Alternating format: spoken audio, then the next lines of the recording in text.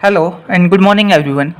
आज के लेक्चर में हम क्वांटम मैकेनिक्स को ही कंटिन्यू रखेंगे और आज का हमारा जो टॉपिक होगा वो हिल्बर्ट स्पेस के ऊपर होगा। और ये जो टॉपिक है वो एग्जाम में काफ़ी टाइम 4 और 6 मार्क्स के अंदर पूछ लिया जाता है। तो स्टार्ट करते हैं। तो सबसे पहले हम बात करते हैं इसके बेसिक इंट्रोडक्शन के ऊपर। तो हमने मान लिया हमारे पास कोई एक फिजिकल सिस्टम है और उस फिजिकल सिस्टम की हमें इंफॉर्मेशन चाहिए। तो उस फिजिकल सिस्टम की इंफॉर्मेशन कौन देगा हमें? वेव फंक्शन उस फिजिकल सिस्टम की हमें ऑल इंफॉर्मेशन देगा किसी भी इंस्टेंट ऑफ टाइम टी के ऊपर या किसी भी टाइम टी के ऊपर। जो वेव फंक्शन है वो हमें उस सिस्टम की कंप्लीट इंफॉर्मेशन दे देगा। ठीक है। तो उस वेव फंक्शन को रिप्रेजेंट करने के लिए, उस वेव फंक्शन को शो करने के लिए हम हिल्बर्ट स्पेस का यूज करते हैं। या फिर हम ये बोल सकते हैं जो क्वांटम मैकेनिक्स में हम वेव फंक्शन को शो कैसे करें। तो क्वांटम मैकेनिक्स में हम वेव फंक्शन को शो करने के लिए हिल्बर्ट स्पेस का यूज करते हैं। उसके बाद नेक्स्ट पॉइंट की अगर हम बात करें तो जो हमारे पास क्वांटम स्टेट होती हैं, क्वांटम स्टेट को रिप्रेजेंट करने के लिए हमने लीनियर वेक्टर स्पेस का यूज किया था। लीनियर वेक्टर स्पेस के ऊपर हम ऑलरेडी एक वीडियो बना चुके हैं। अगर आप वो देखना चाहते हैं चैनल की प्लेलिस्ट में जाके देख सकते हैं। तो जो क्वांटम स्टेट होती है उसको रिप्रेजेंट करने के लिए हम लीनियर वेक्टर स्पेस का यूज करते हैं। अगर मैं लीनियर वेक्टर स्पेस के डायमेंशन बहुत सारे कर दूं, बहुत सारे इन द सेंस अगर मैं उसके n डायमेंशन कर दूं तो उसको हम क्या बोलेंगे? हिल्बर्ट स्पेस बोलेंगे। ठीक है। तो 2 या 3 टाइप से हम हिल्बर्ट स्पेस की डेफिनेशन देने की कोशिश करेंगे। जो आपको सूटेबल हो वो आप कर सकते हैं। और साथ में हम ये भी देखेंगे जो हिल्बर्ट स्पेस है ये कौन कौन सी प्रॉपर्टी फॉलो करता है। तो स्टार्ट करते हैं फर्स्ट पॉइंट से। इन क्वांटम मैकेनिक्स ए स्टेट फंक्शन साई, या स्टेट फंक्शन की जगह हम वेव फंक्शन भी लिख सकते हैं। A state function psi contains all physical relevant information about physical system. Means हमारे पास कोई भी एक फिजिकल सिस्टम है, उस फिजिकल सिस्टम की हमें इंफॉर्मेशन चाहिए। वो इंफॉर्मेशन कौन देगा हमें? वो वेव फंक्शन देगा किसी भी टाइम टी के ऊपर।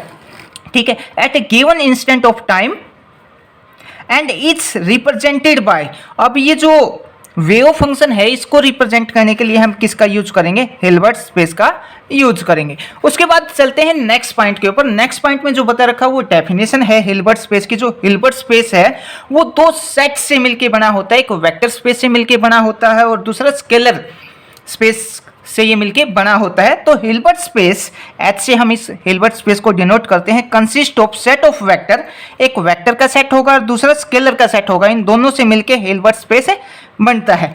तो जो वेक्टर का जो सेट होगा उसके अंदर बहुत सारे वेक्टर हो सकते हैं, जैसे साई है, फाई है, काई है, सिग्मा है या ओमेगा है, या और भी बहुत सारे हो सकते हैं जो हमने यहाँ पे रिप्रेजेंट नहीं किए हैं। या फिर एक सेट ऑफ स्केलर होगा जिसके अंदर बहुत सारे नंबर होंगे, A B C D कुछ भी सो ऑन n तक। तो ये डेफिनेशन होगी हिल्बर्ट स्पेस की। और जो हिल्बर्ट स्पेस है ये कुछ प्रॉपर्टी को सेटिस्फाई करेगा, ये भी हम देखेंगे। इससे पहले हम जो दूसरी डेफिनेशन है हिल्बर्ट स्पेस की उसके बारे में थोड़ा सा पढ़ लेते हैं। तो सेकंड डेफिनेशन में ये क्या कहता है? Vector space is said to be Hilbert space.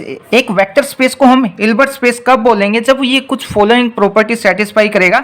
It is complex, complex बोले तो उसके अंदर कोई आइटा वाली टर्म होनी चाहिए। End of countable infinite dimension. Countable infinite dimension का मतलब क्या है? जैसा कि हमने पहले देखा तो जो लीनियर वेक्टर स्पेस है अगर मैं उसके n डायमेंशन कर दूं, उसके डायमेंशन बहुत सारे कर दूं और वो साथ में काउंटेबल भी हों, उनको मैं काउंट भी कर लूं, ठीक है।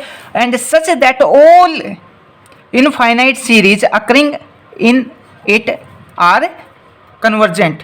मतलब जितने भी ये फाइनाइट सीरीज जो n डायमेंशन हमने लिए हैं ये सब के सब n डायमेंशन किसी एक पॉइंट के ऊपर जाके कॉन्ग्रुएंट होने चाहिए। मतलब एक पॉइंट के ऊपर जाके किसी पे मिल जाने चाहिए। ये दूसरा डेफिनेशन है हिल्बर्ट स्पेस का। एक बार फिर से बता देता हूं, जो वेक्टर स्पेस है उसको हम हिल्बर्ट स्पेस का बोलेंगे। वो कॉम्प्लेक्स होना चाहिए, काउंटेबल इनफाइनाइट उसके डायमेंशन होने चाहिए और साथ में वो कॉन्ग्रुएंट भी होना चाहिए। ठीक है। उसके बाद इसकी प्रॉपर्टी देखते हैं। सबसे पहली जो प्रॉपर्टी है वो लीनियर वेक्टर स्पेस को अगर ये सेटिस्फाई करेगा तो उसको हम क्या बोलेंगे? हिल्बर्ट स्पेस बोलेंगे। लीनियर वेक्टर स्पेस की कौन कौन सी प्रॉपर्टी होती है? जैसे एक वेक्टर एडिशन होता है और दूसरा स्केलर मल्टीप्लिकेशन होता है।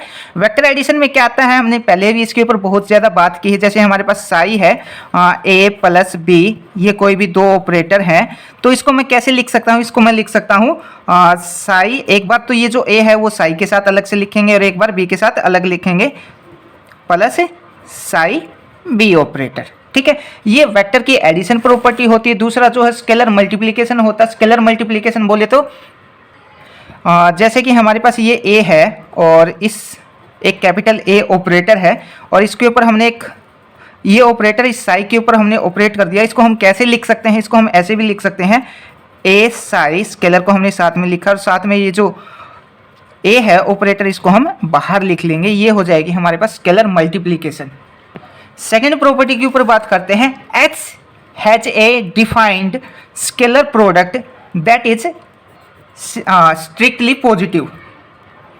तो इस प्रॉपर्टी के अंदर क्या होगा, हमारे पास मान लिया कोई भी दो एलिमेंट है, जैसे हमारे पास एक एलिमेंट साई है, दूसरा एलिमेंट एक कोई फाई है। अगर मैं इनका स्केलर प्रोडक्ट कर दूं और स्केलर प्रोडक्ट करने के बाद हमारे पास जो आएगा वो कॉम्प्लेक्स नंबर हमें मिल जाएगा। तो यहाँ पे यही बता रखा है, the scalar product of an element psi with another element phi is generally complex number. अगर मैं साई और फाई की अगर मल्टीप्लीकेशन कर दूं या स्केलर प्रोडक्ट कर दूं तो स्केलर प्रोडक्ट करने के बाद हमें कॉम्प्लेक्स नंबर मिलेगा। उसके बाद इसी प्रॉपर्टी में आगे चलते हैं हम।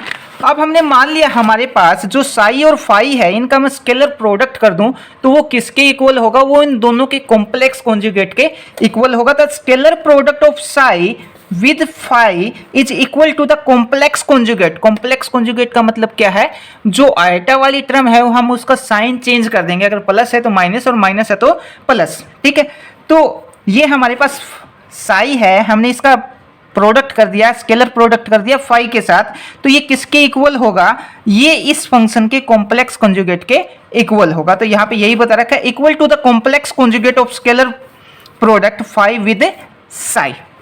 ठीक है, उसके बाद सेकंड अगले पॉइंट में अगर मैं फाई का साई के साथ स्केलर प्रोडक्ट कर दूं तो वो क्या होगा, लीनियर होगा किसी सेकंड फैक्टर के। सेकंड फैक्टर अब क्या होगा, ये जो साई है हमने साई की कोई भी एक पर्टिकुलर वैल्यू मान लिया एक्स वाई जेड, तो हमने यहाँ पे साई की जगह क्या लिया है, ए साई 1 प्लस बी साई 2। तो यहाँ पे साई फाई तो हमने यहाँ पे एज इट इज रखा और जो ये साई है इस साई की जगह हमने ये वैल्यू यहाँ पे पुट कर दिया। अब ये वाली जो टर्म है इसको हम कैसे लिख सकते हैं, इसको हम लिख सकते हैं, एक बार तो इन दोनों को साथ में लिखेंगे, ए को बाहर ले लेंगे, इन दोनों को साथ में लिखेंगे और एक बार इस फाई के साथ ये वाली टर्म लिखेंगे और बी को बाहर ले लेंगे। जैसे ए तो हमने बाहर ले लिया फाई और फाई के साथ साई 1, ठीक है, और प्लस यहाँ पे जो बी है वो हमने बाहर ले लिया और फाई के साथ हम क्या लिखेंगे, साई 2 लिखेंगे। ठीक है, या फिर हमें इसका अपोजिट दे रखा होता, ये जो साई है वो इस तरफ दे रखा है और जो फाई है वो मान लिया हमने इस तरफ दे रखा है। अब इसको कैसे लिखेंगे, तो इसको ऐसे ही लिखेंगे, जहाँ पे ए है उसका कॉम्प्लेक्स कॉन्जुगेट कर देंगे, यहाँ पे भी ए का हम कॉम्प्लेक्स कॉन्जुगेट कर देंगे, वो इसके इक्वल आ जाएगा। उसके बाद थर्ड प्रॉपर्टी पे चलते हैं, H is completed. H is complete का मतलब क्या है, एच इज कंप्लीट का मतलब ये है कि पूरे स्पेस के अंदर उस पार्टिकल के मिलने की जो प्रोबेबिलिटी होगी वो 1 होगी। तो एच इज कंप्लीट में ये भी लिख सकते हैं हम, completeness relation is that total probability of finding particle should be 1 in complete space. मतलब ये हमारे पास कोई एक बॉक्स है, कंप्लीट स्पेस है, इस बॉक्स में पार्टिकल यहाँ पे है, तो इस कंप्लीट स्पेस में इस पार्टिकल के जो मिलने की जो प्रोबेबिलिटी है वो कितना है, पार्टिकल तो एक ही पोजीशन के ऊपर मिलेगा, तो इस कंप्लीट स्पेस में पार्टिकल के मिलने की प्रोबेबिलिटी कितना हो जाएगी, 1 हो जाएगी। या तो आप ये लिखें या फिर हम क्या लिख सकते हैं, या फिर हम इसको एक टाइप से और डिफाइन कर सकते हैं, completeness of system means that any wave function associated with vector omega in the Hilbert space can be represented as the vector sum of its component. Means Hilbert space के अंदर जो vector omega है और इससे associated जो wave function है उसको हम कैसे रिप्रेजेंट करेंगे, उसको हम वेक्टर सम से रिप्रेजेंट करके बता सकते हैं। ये हमारे पास होती है थर्ड प्रॉपर्टी। इसको दो टाइप से हम डिफाइन कर सकते हैं, या तो जो एच इज कंप्लीट, इसका मतलब हम ये बोल सकते हैं कंप्लीट स्पेस के अंदर जो पार्टिकल के मिलने की जो प्रोबेबिलिटी है वो कितना होगी, 1 होगी, या फिर हम ये भी बता सकते हैं। और जो फाइनल प्रॉपर्टी है, फाइनल प्रॉपर्टी क्या होगा, एच इज सेपरेबल। तो ये था हमारे पास हिल्बर्ट स्पेस। आई होप आपको ये टॉपिक समझ आया। अगर समझ आया तो आप अपने दोस्तों में भी शेयर कर सकते हैं और चैनल भी सब्सक्राइब कर सकते हैं अगर आपका मन करे तो। Thank you.